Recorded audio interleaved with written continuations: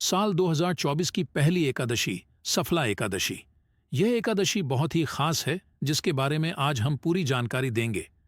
एकादशी के बारे में आज हम आपका डाउट दूर करेंगे कि आपको एकादशी व्रत कब रखना है, 6 जनवरी या फिर 7 जनवरी को। परंतु वीडियो को पूरा देखिएगा, तभी आपकी कंफ्यूजन दूर होगी।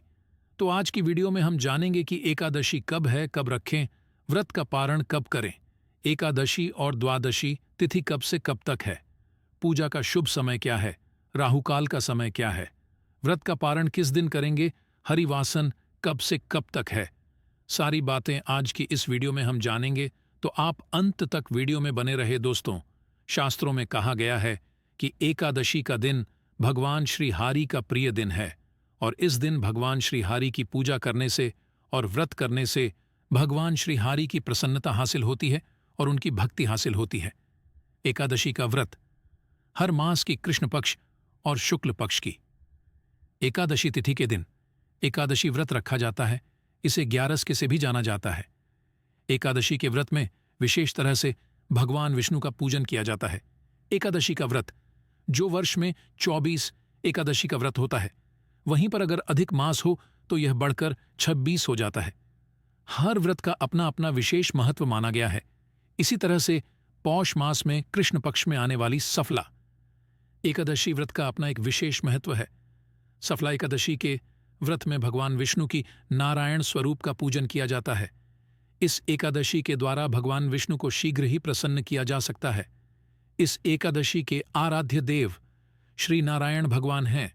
जिस तरह नागों में शेष नाग, पक्षियों में गरुड़, ग्रहों में सूर्य चंद्र, यज्ञों में अश्वमेध यज्ञ और देवताओं में भगवान विष्णु श्रेष्ठ है, उसी तरह व्रतों में एकादशी का व्रत श्रेष्ठ माना गया है। मनुष्य को 5 सहस्त्र वर्ष तपस्या करने से जिस पुण्य फलों की हासिल होती है, वही पुण्य श्रद्धापूर्वक सफला एकादशी का व्रत रात्रि जागरण सहित व्रत और उपवास करते हुए अगर इस व्रत को भक्तिपूर्वक रखा जाता है तो पुण्य फलों की हासिल भी हो जाती है। यह व्यक्ति के सभी तरह के पापों को नष्ट करने वाला है। दोस्तों, एकादशी व्रत की तारीख जानने से पहले जान लेते हैं कि एकादशी की पूजा कैसे करें। क्या है एकादशी की पूजा विधि? दोस्तों, वीडियो में बने रहे, इस वीडियो में संपूर्ण जानकारी दी जाएगी। दोस्तों, अब जानिए कि एकादशी की पूजा आपको कैसे करनी है और सफला एकादशी इतनी खास क्यों होती है। तो सफला एकादशी को जो भी जातक व्रत रखते हैं, उन्हें चाहिए कि एकादशी की एक दिन पहले यानी कि दशमी तिथि से ही व्रत के नियमों का पालन करें। दशमी तिथि के दिन जो कि सूर्यास्त होने से पहले ही भोजन ग्रहण कर लेना चाहिए और सात्विक आहार ही ग्रहण करना चाहिए। तामसिक वस्तुओं का उपाय बिल्कुल भी नहीं करना चाहिए। सूर्यास्त के बाद अपनी दांतों को अच्छी तरह से साफ कर लेना चाहिए ताकि आपके दांतों में कोई भी अन्न ना रह पाए। तो इस बात का आप ध्यान रखें और फिर रात्रि में ब्रह्मचर्य का पालन करते हुए भगवान के नाम का स्मरण करते हुए सोना चाहिए। एकादशी तिथि के दिन जो कि सुबह ब्रह्म मुहूर्त में उठकर क्रिया से निवृत्त होकर गंगा नदी में या घर के नहाने के पानी में थोड़ा सा गंगा जल मिलाकर काम करना चाहिए।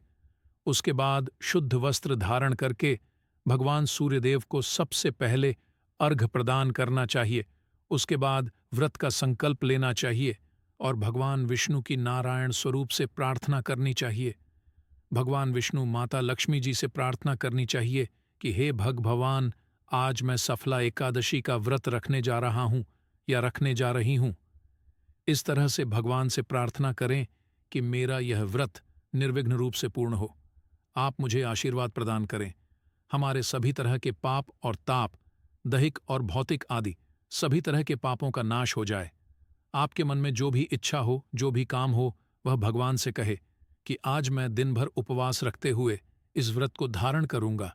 रात्रि जाग आदि करते, नियम निष्ठा का पालन करते हुए आज मैं व्रत को धारण करने जा रहा हूं। इस तरह की आप सच्चे मन से भगवान से प्रार्थना करें।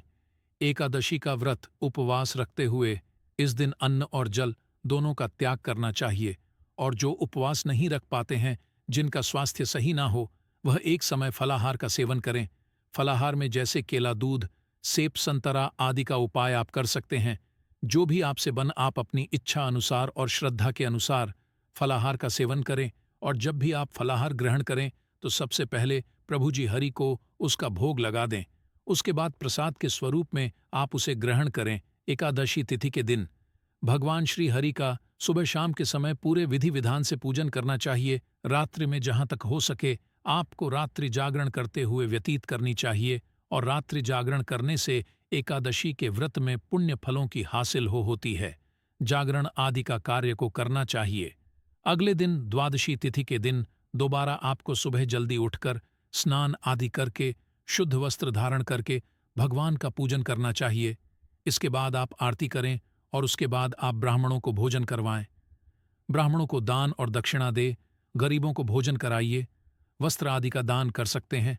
इसके बाद आप एकादशी व्रत का शुभ मुहूर्त में ही खोले। दोस्तों चलिए अब जान लेते हैं कि एकादशी व्रत कब रखा जाएगा। दोस्तों इस बार नए साल की शुरुआत होगी सफला एकादशी के साथ ही, और 7 जनवरी रविवार के दिन सफला व्रत रखा जाएगा। यह एकादशी पौष मास के कृष्ण पक्ष की ओर साल की पहली एकादशी है। एकादशी तिथि प्रारंभ होगी 6 जनवरी शनिवार की मध्य रात्रि 12:43 से, और तिथि समाप्त होगी 7 जनवरी रविवार की मध्य रात्रि 12:46 पर। दशमी तिथि के नियम का पालन शनिवार के दिन किया जाएगा। 7 जनवरी रविवार को सूर्योदय सुबह 7:01 पर होगा और सूर्यास्त शाम 5:51 पर। अभिजीत मुहूर्त का समय दोपहर 12:01 से 12:44 तक रहेगा। अमृतकाल दोपहर 1:03 से दोपहर 2:21 तक होगा अभिजीत।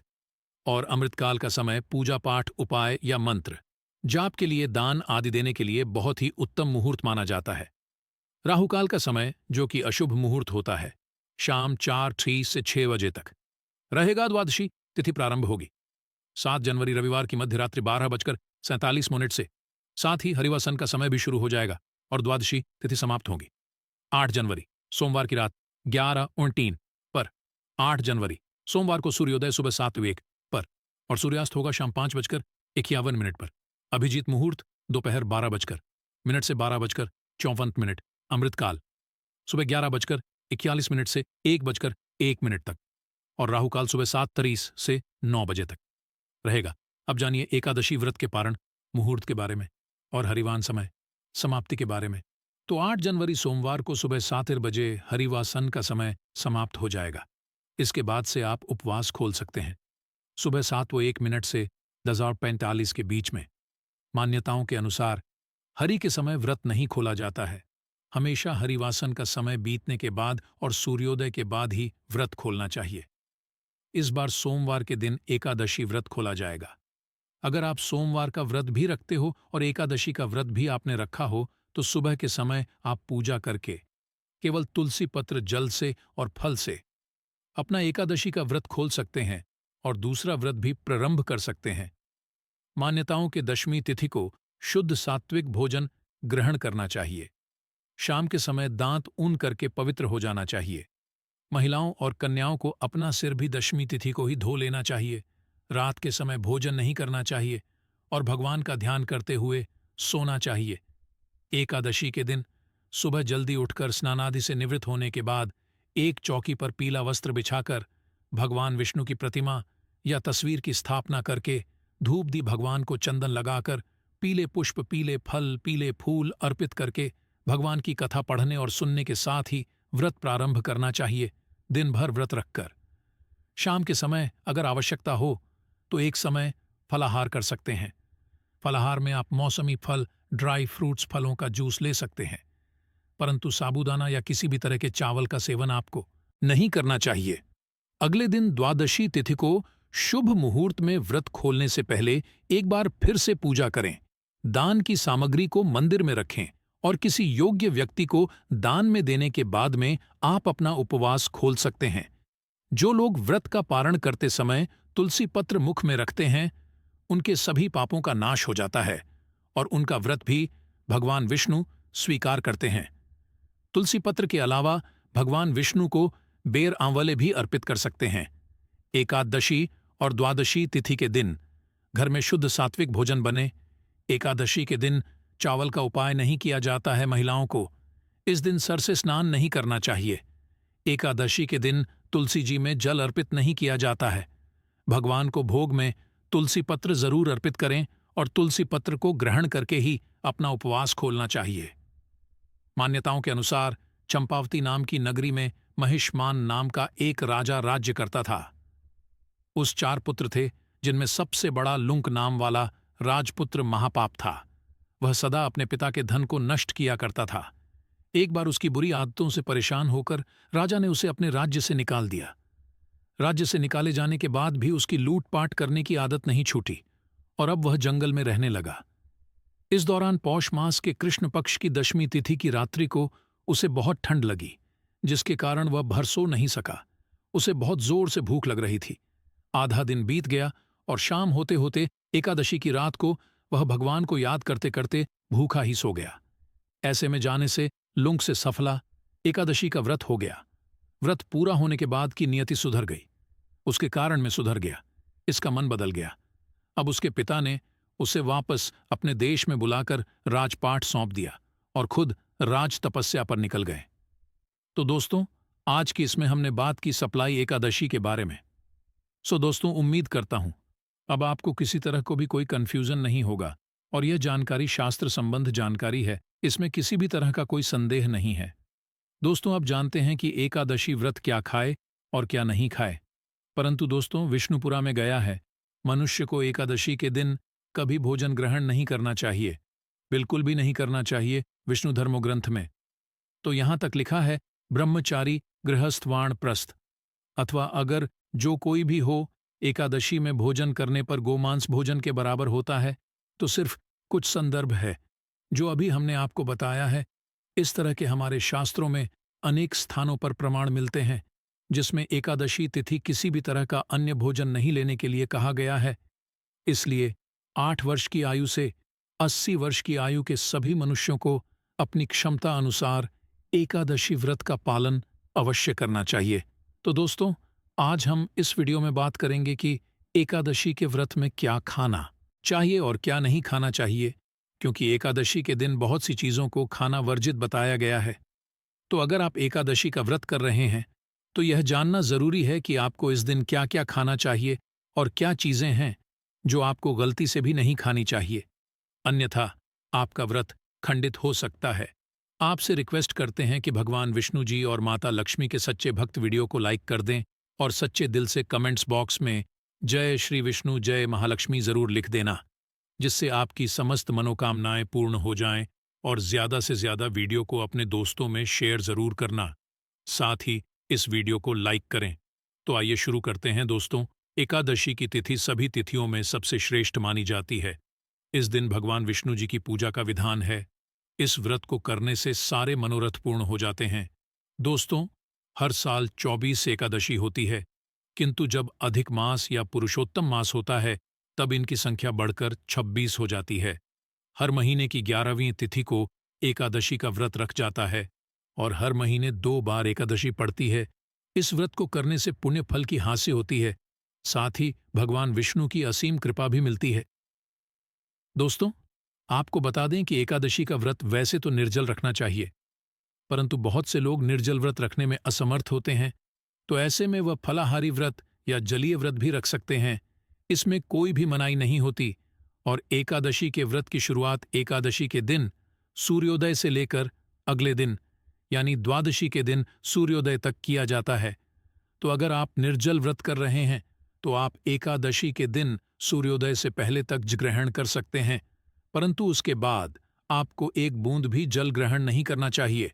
और अगर आप फलाहार व्रत कर रहे हैं तो आप जल और फल ग्रहण कर सकते हैं। दोस्तों, अभी तक आपने वीडियो को लाइक नहीं किया तो वीडियो को लाइक करके चैनल को सब्सक्राइब अवश्य कर दें।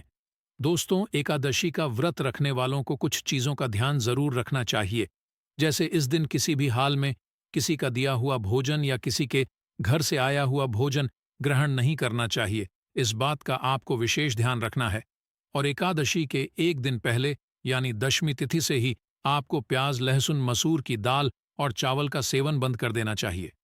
दशमी एकादशी और इसके बाद द्वादशी के दिन भी प्याज, लहसुन, मसूर, उड़द, चने की दाल आदि का सेवन ना करें। इसके साथ ही आप इन 3 दिनों में शहद का सेवन भी ना करें और ना ही एकादशी के दिन सेम की फली का सेवन करें। इस बात का आपको न रखना चाहिए। इसके अलावा एकादशी के दिन पान का सेवन भी वर्जित होता है। दोस्तों, एकादशी तिथि में वर्जित पदार्थ है गेहूं, चावल, दल या हर तरह की दाल, मैदा, बाजरा, मक्का, रागी, ज्वार, उड़द और इस तरह का कोई भी अनाज। इसके अलावा अन्य युक्त तेल का भी उपयोग एकादशी में नहीं कर सकते हैं, जैसा कि सरसों का तेल, मक्के का तेल, तिल का तेल, सोयाबीन तेल इत्यादि। एकादशी के दिन इन मसालों का उपाय भी नहीं करना चाहिए, जैसे कि हींग, राई, सरसों, इमली, अजवाइन, खसखस, हल्दी, मेथी, कलौंजी बाहर से लिया हुआ, कोई भी सब्जी मसाला, गरम मसाला, बेकिंग पाउडर, कस्टर्ड पाउडर इत्यादि इस दिन से बने हुए पदार्थ भी नहीं लेने चाहिए, जैसे कि ब्रेड, बिस्किट से, रस, जेली, फूडिंग, पापड़, अचार, सोया से बने हुए पदार्थ, कस्टर्ड, चीज पैकेट्स वाले नाश्ते, बेकरी आइटम्स इत्यादि। कुछ सब्जियां भी ऐसी हैं जिसका उपयोग हम एकादशी के दिन उपाय नहीं करते हैं, और वह है गोभी पत्ता। गोभी, फल या बीन्स वाली प्रत्येक सब्जी, पालक, मटर, चने, करेला, ब्रोकली, भिंडी, बैंगन, पत्तेदार, कोई भी साग इत्यादि। एकादशी के दिन लहसुन और प्याज तो बिल्कुल वर्जित है दोस्तों। एकादशी के दिन मूली, गाजर, सलजन, पालक आदि भी ना खाए। इस व्रत में कोल्ड ड्रिंक्स, ताला भोजन, आइसक्रीम, डिब्बा का बंद खाना या पैक्ड फलों का जूस, ये चीजें भी नहीं खानी चाहिए, अन्यथा आपका व्रत खंडित हो सकता है। वैसे तो निराहार रहकर ही एकादशी का व्रत करना चाहिए। अगर आप नहीं है तो एक बार फल आहार करें। आप फल या घर में निकला हुआ फलों का जूस, दूध, चाय का सेवन करके अपना व्रत कर सकते हैं। फलों में आप केला, आम, अंगूर आदि ले सकते हैं, और सूखे मेवे में जैसे बादाम, काजू, पिस्ता आदि का सेवन कर सकते हैं। आप एकादशी के व्रत में सभी तरह के फल, चीनी, कुत्तूम का आटा, आलू, साबूदाना, शकरकंद, नारियल, दूध, बादाम, काली मिर्च आदि का सेवन कर सकते हैं। और अगर आप नमक के बिना व्रत करने में समर्थ नहीं हैं, तो ध्यान रखें कि आप सिर्फ सधा नमक का ही इस्तेमाल करें। आप व्रत वाला नमक यानी सेंधा नमक खाएं, न कि सफेद नमक। इस बात का आपको ध्यान रखना है। परंतु एकादशी के व्रत में आप सभी तरह के अनाज जैसे चावल, बाजरा, गेहूं, जो मैदा, बेसन, उनसे बनी वस्तुएं, उड़द, मसूर दाल और उनसे बनी चीजें, मटर, सेम, सुल, जमगोभी, गाजर, पालक, मूली, ये सभी चीजें एकादशी में खाना वर्जित होता है। अगर आप गलती से भी इन चीजों को खाते हैं तो आपका व्रत खंडित माना जाता है। और इसके अलावा आप एकादशी के व्रत में मेथी, हींग, सरसों का तेल, सौंफ, इलायची, इमली, लौंग और जायफल आदि मसालों को भी वर्जित बताया गया है। आप इस दिन बेकिंग पाउडर, बेकिंग सोडा, सफेद नमक, कस्टर्ड से बनी चीजें या मार्केट में उपलब्ध खाद्य पदार्थ या पेय पदार्थ या बाहर की मिठाइयाँ यह सब नहीं खा सकते। इन सभी चीजों से आपका व्रत खंडित माना जाता है। आप इस दिन अपना खाना या तो घी या घर में निकला हुआ मक्खन, मूंगफली या बादाम के तेल में ही बनाएं।